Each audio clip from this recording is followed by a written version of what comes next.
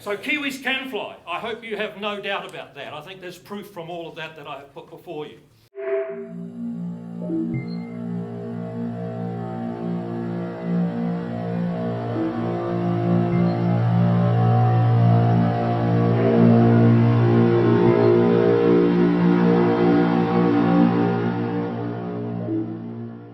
Just want to do a very warm welcome to the Honorary Maurice Williamson. Maurice has been a supporter for us from day one, so I really appreciate when we went into Maurice's office and talking about what we're doing. So Maurice Williamson is the Honorary Consul-General of Los Angeles for New Zealand. He's also one of our most experienced politicians, been in Member of Parliament for over 30 years. Honorary Maurice Williamson.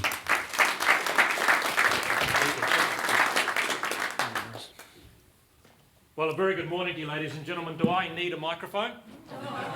No. Can you hear me down the back? Yes. Oh, that's good, because last time I spoke, someone said, I can, but I'm happy to swap with someone who can't.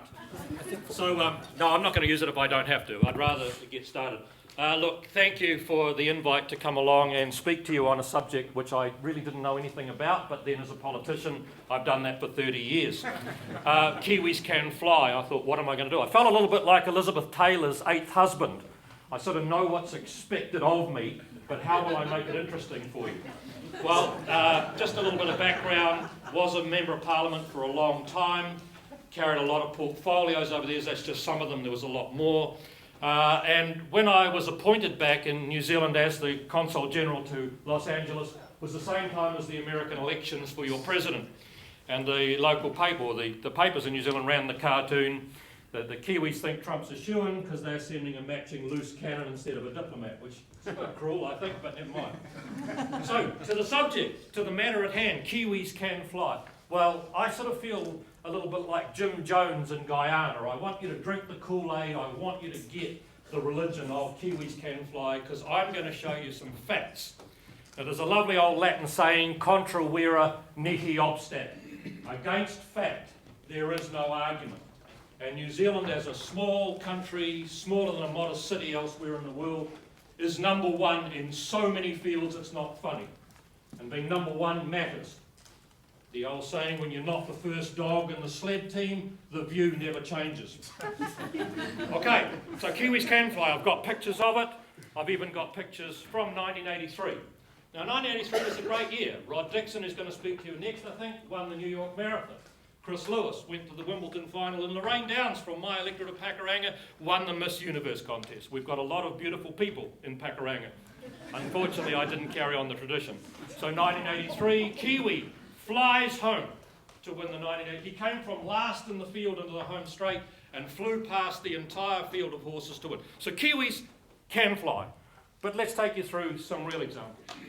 Richard Pearce, the first person in the world to fly an aeroplane in 1903. He did it about 9 months before the Wright bros. Sorry, that's a bit. When our population, I want you to look always at the bottom part of the slide, when New Zealand's population was way less than 1 million. First person in the world by far to fly. Sir Ernest Rutherford, I'm sorry, these are getting a bit clipped by the picture. First person to split the atom in 1921 when our population was only 1.4 million. And of course, Sir Edmund Hillary climbing the highest mountain in the world when we'd just reached 2 million. 2 million relative to populations of hundreds of millions, or in the case of China and India, thousands of millions. Vaughan Jones, a guy that I went through masters at university in mathematics. I used to go to my maths class and struggle like hell with topological mappings onto a uniform manifold. Vaughan would actually put his hand up and say to the professor, actually, that's wrong. And he was just amazing. That's Vaughan. He lives in San Francisco. He developed a thing called polynomial knot theory, the Jones polynomials for knots. And his theory allows you to take a rope that is intertwined and interspersed several times through and under, and by doing an analysis of it, you can tell how many knots there'd be if you pulled it to an end. Now, I can see you all saying, wow, that'd be really useful. Or, well, I'm sorry, you're wrong. It's incredibly useful for the analysis of DNA. And Jones polynomials are proved to be one of the most powerful analytical tools for DNA in the world. And Vaughan Jones from Gisborne Boys High is the only person in the Southern Hemisphere to have won the Field Medal for mathematics. Now, there is no Nobel Prize for mathematics, because Alfred Nobel's wife had a torrid affair with a mathematician Nobel refused to recognise. So there is physics, chemistry, literature, peace, there is everything. In fact, Sir Ernest Rutherford won the Nobel Prize for chemistry, even though what he was doing was physics or mathematics. But there is no Nobel Prize for mathematics.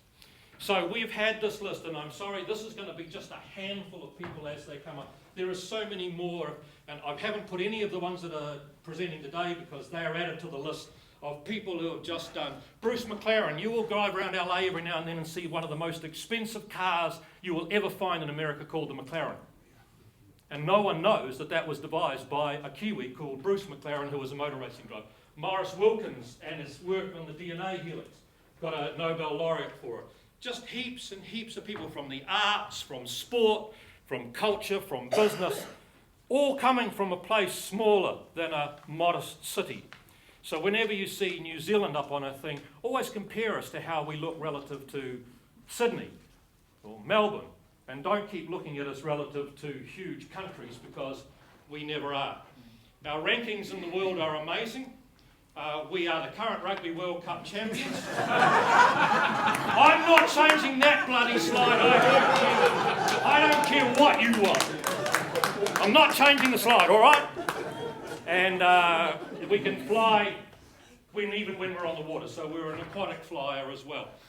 Now, to be fair, after we did lose, now my psychiatrist has told me I shouldn't talk about it, but after we did lose the semi-final to England, New Zealand got a whole new team we support. That was the team we backed going into the Rugby World Cup final. However, one little... this is a bit snarky, I'm sorry about this. There was only one team in the entire Rugby World Cup that actually beat South Africa. I'm not saying anymore, because the psychiatrist says stop talking about it, you'll get over it. Okay, so having seen all those performances from stunning Kiwis, it's delivered us an outcome of a nation that we should just never forget, because these things are not only amazing, but to have achieved even in the top 20 or the top 30 would be incredible. We are ranked by the World Bank as first in the world for ease of starting a business. Bureaucracy, red tape, registering a company and that as the easiest you will find. We're ranked as first in the world for ease of doing business. Second for business friendliness. This one I particularly think is something we should jealously guard. We've knocked out both Singapore and Denmark for the #1 slot of the least corrupt country in the world. I can tell you, it's 30 years as a member of parliament and 18 of those as a minister in the government, I never once heard anyone even suggest that if you did the following, we could give you some money or we could withhold that money until you do something. So, sorry, that was a glancing blow, but I'll keep it as a glancing blow. We're third in the world for attracting foreign investment out of all of those countries. All of the quotes of where they come from, the sources, are along the bottom. And just to show you where our foreign investment comes from, about 8.2% of our direct foreign investment comes from the United States. Of course, you would expect 51% to come from across the Tasman. But they're pretty stunning numbers about what a country we are, the list of people who we've produced who are first in their class in the world, globally placed tertiary education, rank in the top 3% of research and resource-based. One of the things that I'm really proud of as a member of parliament that I fought for so long and finally managed to persuade people because Treasury and everyone else said it was wrong, was to roll out fibre optic to the home. Now, when I was suggesting it back then, even Australia had ruled it out, it wasn't economic. No one thought rolling fibre to the home. So I went to the library one night and I spent till about 3 in the morning finding newspaper clippings, went back to the parliament and gave a speech, I think it's on YouTube, which I said, it's too expensive to roll out to residents. In fact, residents would never use it. It will be of no value, maybe in retail, maybe in commerce, but not. And the whole crowd are going, yeah. And then I said, well, Mr. Speaker, those are quotes from 1904 about electricity. They were quotes about electricity. There was no way that electricity would be justified to the suburbs. No way people could use it. It would be too expensive. You still think that? No. Well, actually, I lose power in LA where I live in Brentwood every now and then, so it's not so great. Human rights, phenomenal record. If I'm ever up against Consul-Generals from other countries, I just wait till the end and then say, yeah, well, I know what your numbers are. You're 164th and 138th for this. And third most desirable city to live in. Third of economic freedoms. And this one I think we should be terribly proud of. We gave women the vote long before anyone else. When young American soldiers went off to fight in the First World War, their mothers did not have any say. America didn't allow women to vote till after the First World War. So it's a stunning number for our little country, or little city, I would call it. We became nuclear free in 1987. It cost us a lot of political capital with America. We were sort of ostracised and shut out and had to sort of go around the cold side of the building and stay. That's gradually thawed over time and I think come to an end now. But there is nobody in the political world from either of the major parties that would ever go back.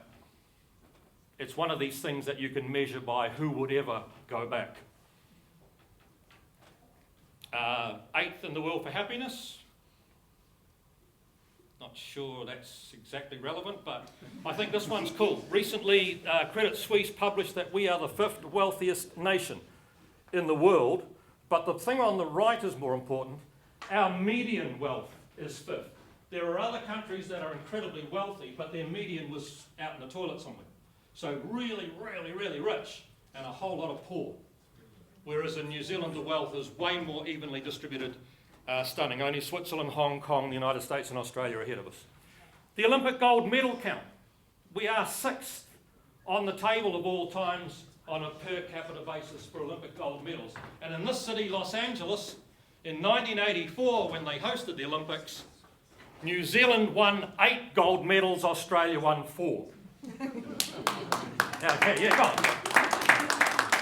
And you can clap even more when I tell you that the entire 8 gold medals we won that year, we won sitting on our bum. It was equestrian, canoeing, it was, I think, but anyway, all 8 of them, they were all sitting on their bum. So Kiwis can fly. I hope you have no doubt about that. I think there's proof from all of that I have put before you. Thank you for your attention. Delighted to be here. Fantastic to see so many people supporting the cause. We are indeed an amazing country. There is no doubt. Thank you very much.